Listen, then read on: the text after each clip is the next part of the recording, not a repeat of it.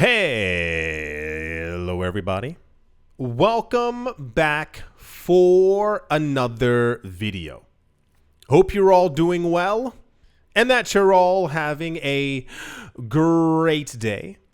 Ledger currently has gift cards. I dare say they are the perfect gift for that special someone or even yourself. If you are looking for an easy way to be able to get, accumulate, and hold and store your wealth within the cryptocurrency market, Ledger also has a number of limited edition products. They have the exclusive Ledger Flex Solana edition, as well as the Pudgy Penguins Ledger Flex bundle and protective case.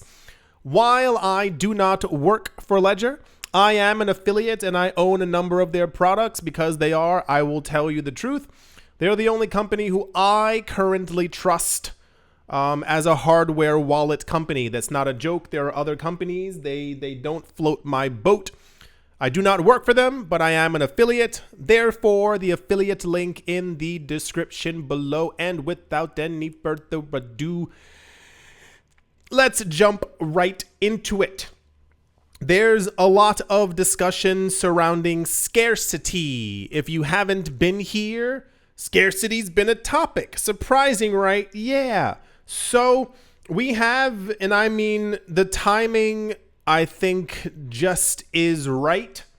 I don't know how else to really put that. I'm seeing a lot of documentaries and videos and really on YouTube and elsewhere regarding people who don't have savings, who don't have investments, who don't have assets, who don't have crypto. As we move forward in this space and in life, historically, assets appreciate with time, and crypto is no different. The difference here, however, has to do with just how much crypto assets actually go up in price and how many people end up priced out of being able to accumulate said assets. About 10 days ago, that sounds correct, there was another analyst who came forward discussing how much money the average person would need to be able to have an okay amount of crypto. The average person already, and listen to how crazy this is. The average person on the planet is already priced out of Bitcoin.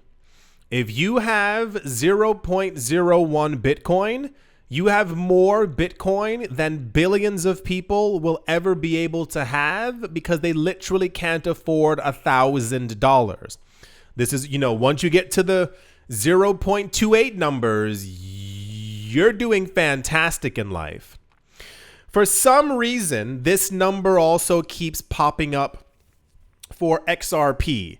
And I mean, no, you're not getting it. This seems to be like the new benchmark that apparently a lot of people are trying to get to, and I air quote here, before it's too late. This was another discussion that we were also having regarding, there we go, XRP just a couple of days ago. There was, I think the guy's name was Ito Farina or Ito, I don't remember exactly what the name was anymore. But he was discussing, he was like, people don't realize that, like, and you say it this way, the average person can't have 2,000 XRP. If you don't have 500 for even an emergency and you don't have any assets, if you have 2,000 XRP, that's $4,000 something. It sounds crazy, but do you know how much richer you are than tons of people in your own country and on the planet? If you have more than that, you basically kind of become one of the... People don't understand like actual wealth disparity, and it's not something that we're going to dig deep into, but we've talked about it before here and on the other channel, Money Rules. People really don't get, like, when I say a lot of times like how privileged you are to have what you have and the amount of money that you have and to have like clean flowing water and also access to the internet You actually aren't really getting how lucky you actually are. An angel investor by the name of Armando Pantoja has boldly asserted that a portfolio holding just a few thousand XRP okay. This guy says that holding just a few thousand XRP could eventually grow to 2.5 million US dollars. Yeah. Pantoja shared this perspective in a recent tweet, emphasizing the significance of holding 10,000 XRP. He compared its potential to owning one whole Bitcoin or acquiring 50 Ethereum tokens. You want to know what's crazy? That number continuously shrinks. Years ago, the idea was like, yeah, if you own 10 Bitcoin, you're doing amazingly. Back when Ether was $1, when Ethereum was $3 US, the idea was if you own 1,000 Ether, buddy boy, thumbs up. No one can get to you. There was a time where 1,000 US dollars, $1,000 would get you, what was it? I think it was like 150,000 XRP. As the prices keep rising, people are literally getting priced out of the market. If the average person cannot acquire 0.01 Bitcoin, like really think about it, that's now. If Bitcoin goes to $1 million this cycle or whenever, you would need $10,000 to have 0.01, $10,000. That's at $1 million. Imagine at $10 million. Everyone seems adamant and very assuredly, they believe that XRP is going to $10 per coin. That XRP is going to $25 per coin. That XRP at some point, maybe in the next 2 cycles, is going to $100 per coin. How priced out are you from that market then? What happens when you can stake and make passive income from your Bitcoin? When you can stake and DeFi the heck out of your XRP to make passive income? The thing will be in the future, if you have half an Ether, how are you able to get that? You have 1/10 of a Bitcoin? Wait, how is that possible? Bitcoin's at $13 million. How did you get you have 1/10? Geez, dude, you're rich. You have 500 XRP. When did you get into the market? Do you understand how early you are in this space? I think, and I can say with near certainty, a good 90% of you have no idea what you have in front of you. You're not understanding. And I say, and I don't use the term wealth here lightly. You don't understand the wealth that other people watching this are going to make and have forever. You don't get the opportunity that's slipping through a lot of people's hands because they're waiting for a dip. They're buying this instead. They don't want to pay it. Remember all those people years ago, XRP's garbage, I don't like XRP. And when it was at 1 cent, you let this is not how rich people act. Rich people don't go, well, I like Tron because the guy who makes it, he has hair.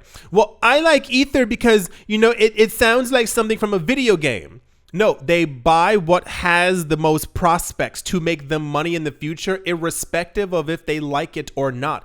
You know how many people own Apple stock, Amazon stock, Google stock, and they don't like the companies, but they look at the performance, they look at the adoption, and they go, okay, cool, we got to buy some.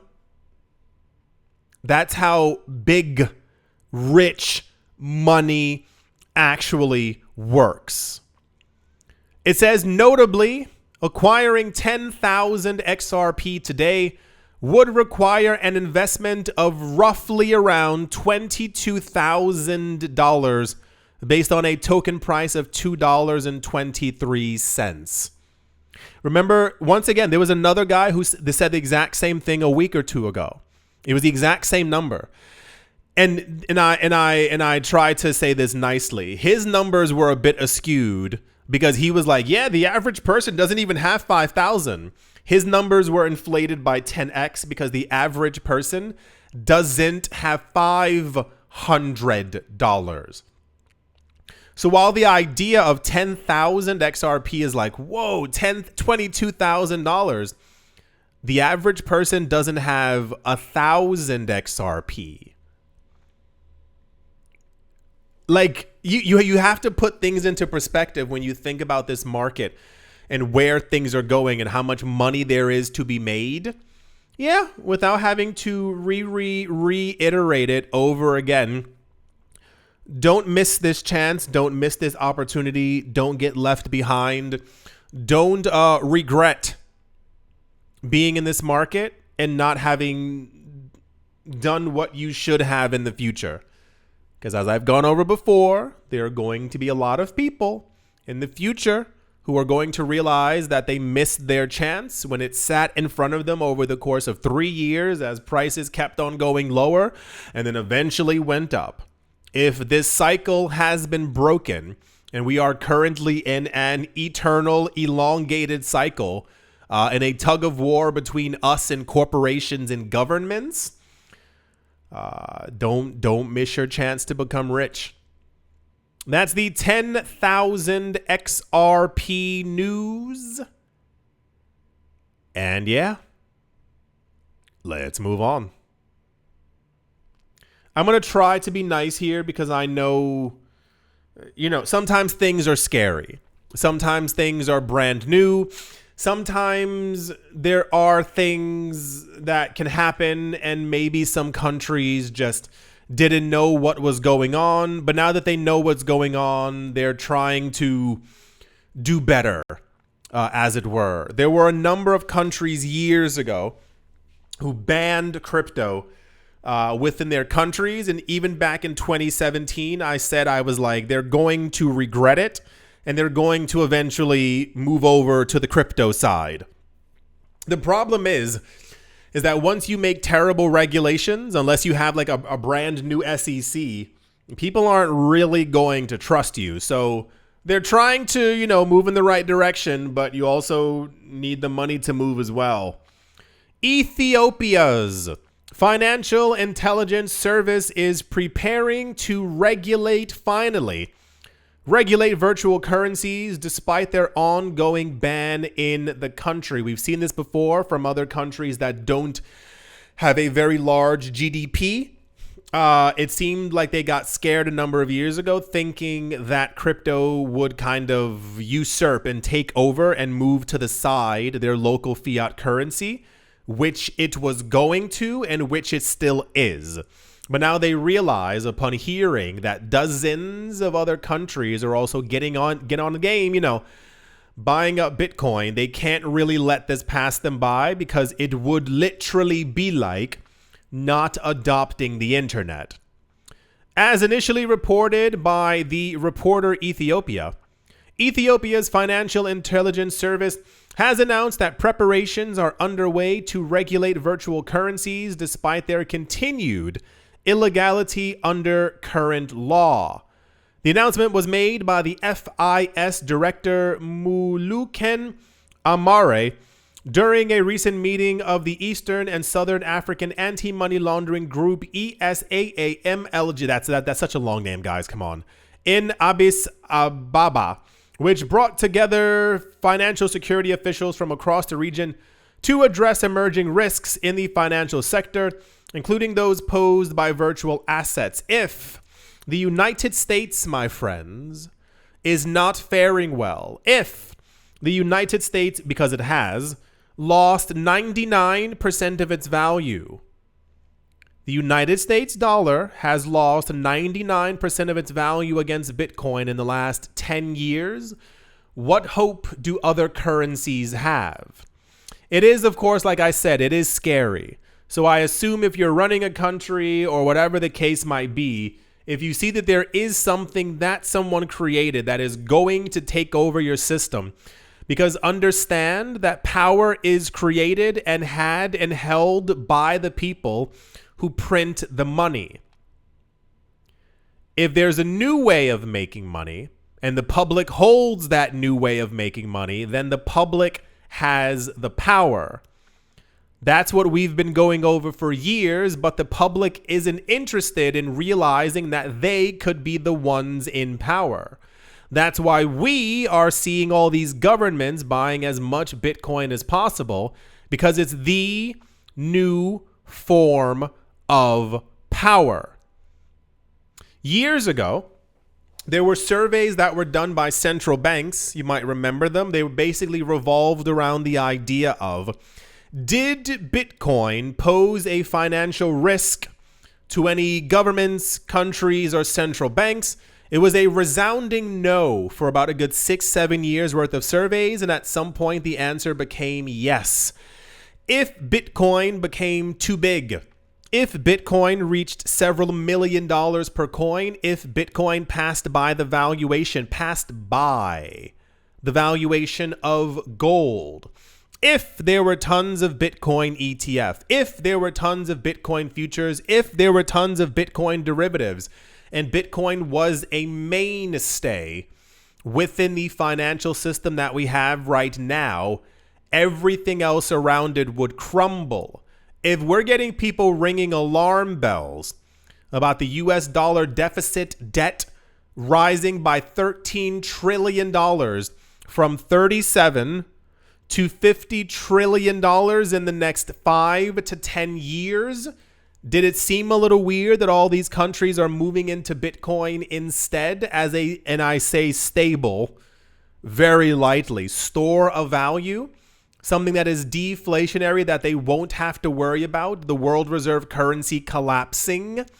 The FIS's preparedness efforts are being conducted in collaboration with international partners, including the UN, Russia, and member states of the ESAAMLG. The training focuses on equipping financial investigators and intelligence units with the skills to detect and respond to illegal uses of crypto, such as tax evasion, money laundering, and I almost said the financing. That's terrible. I need to take a nap. Of other things. So, they are either going to get this right or they're not going to get this right. There are 2 other countries currently on this planet who announced last year that they were working on crypto regulations, and their crypto regulations thus far only favor and only allow the richest 1% in their countries to even acquire or own or hold or trade or buy Bitcoin.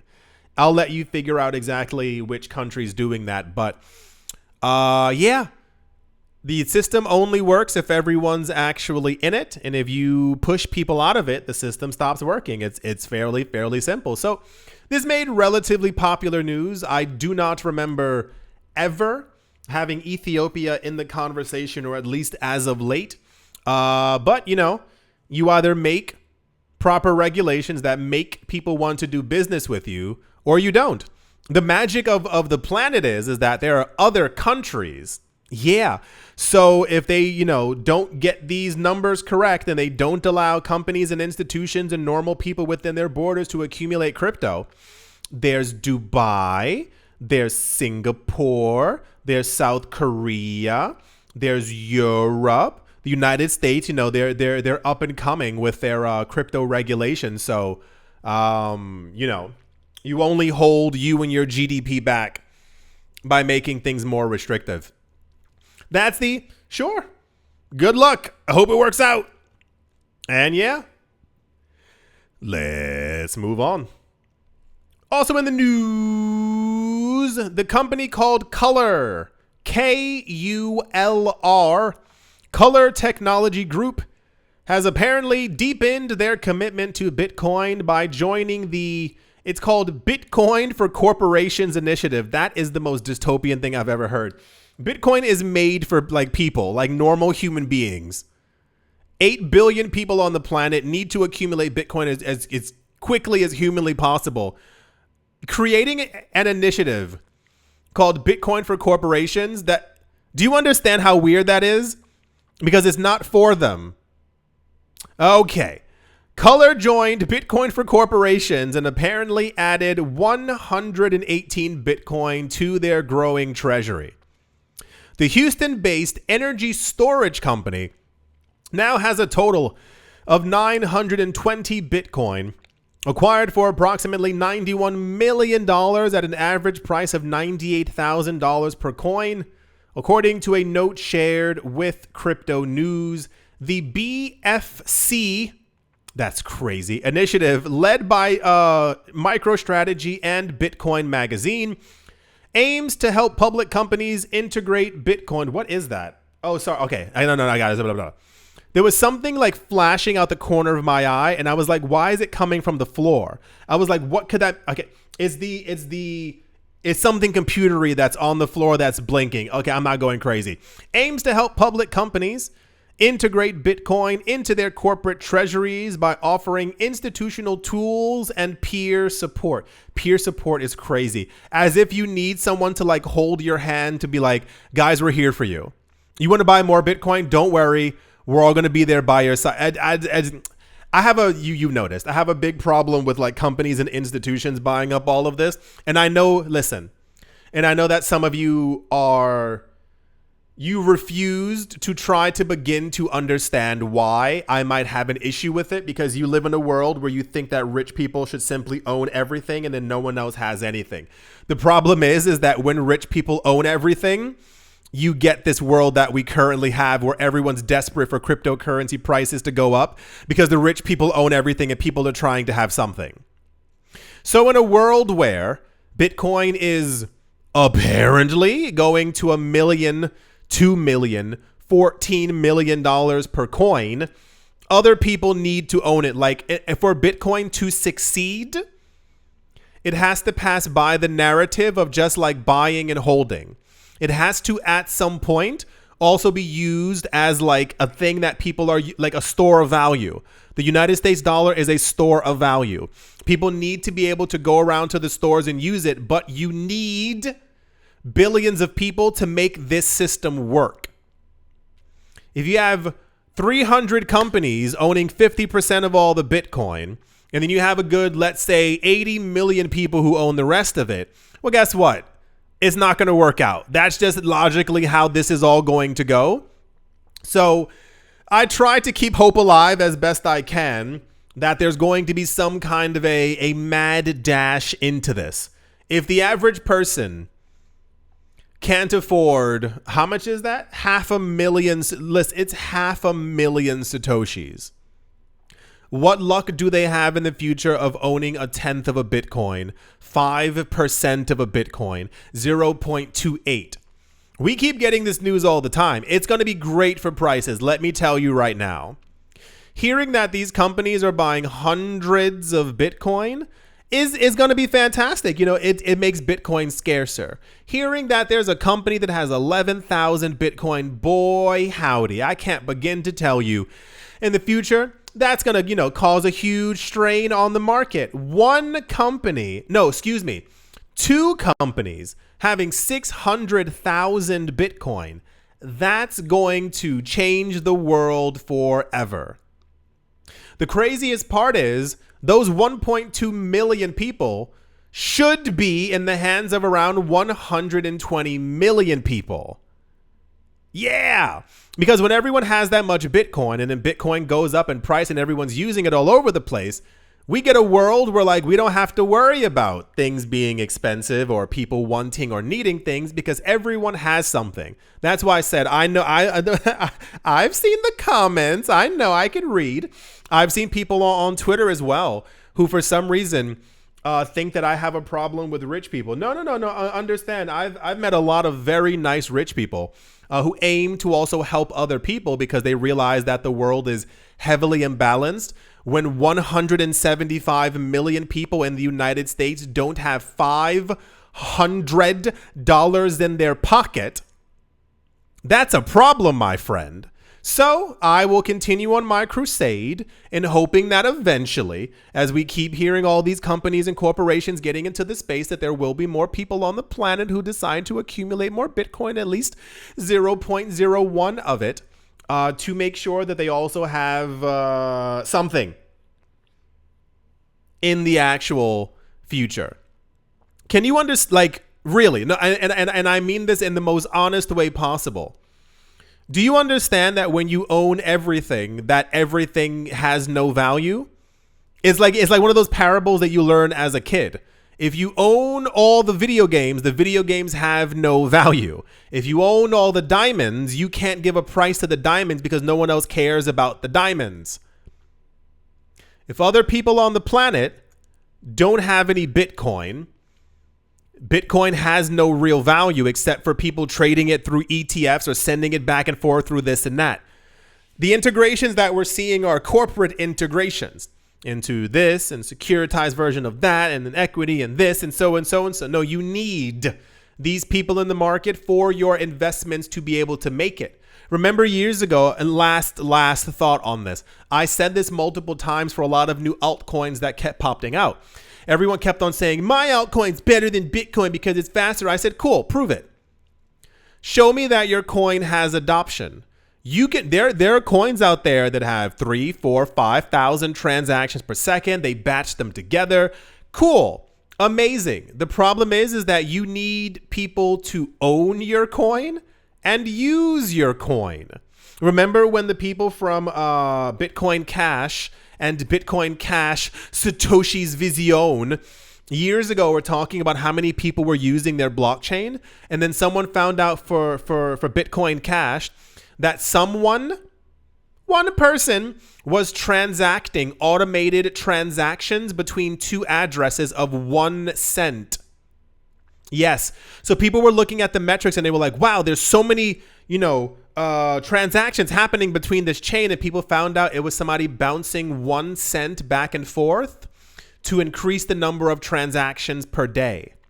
Do you remember when we were getting all this news about that BSV, Bitcoin Cash, Satoshi's Vision had all of this usage and everyone was so-and-so and blah, blah, blah, blah, blah. And we found out that 99% of its usage was from a weather app. Yeah, so every time someone was clicking on that weather app and checking to see what the weather was, like that was literally it. You need adoption. We need to live on a planet where everyone has something. That's not to say that you can't be worth $130 million, but the guy 4 blocks away from you can't have a penny. It doesn't work that way because we have seen this through history. It is complete logic. So as we have a mechanism, Bitcoin, for the greater good of people, economic freedom, and everyone has a chance to acquire some, this is why, we need more people in this market. It's just not companies and corporations. I told you I knew someone. He told me years ago, he tried to get his family into it. He said they're only going to understand when it hits 1 million. Same exact mindset. He was like, when it becomes too expensive for them, they're going to run to him and say, well, we were too late. So years ago, he started buying some for his family. I think it was between 0.05 and 0.01. He has them on ledgers for his family members in the future. I'm not joking. Because he knows that, not that they're not smart enough, but like they're just not getting it. People only get it and want to get it. See what I did there? When the price becomes too high for them. No one cares about XRP at a penny, but people care about it when you can't even get 10,000 of them anymore. No one cared about Bitcoin at $5. Bitcoin goes to 111,000. I wish I had a Bitcoin. Ethereum's 50 cents. It's a scam. It's garbage. Nobody wants it. Ether goes to 5, 10, 15,000 and you have passive income for life, is the coolest thing on the block. Well, I do hope that you've all enjoyed. I do hope that you all are having a great day, morning, afternoon, evening, wherever you are, wherever you might be. I do hope that it is absolutely fantastic. Thank you all once again for watching, listening, liking, commenting, and supporting. And I will most certainly be talking to you all soon. See you.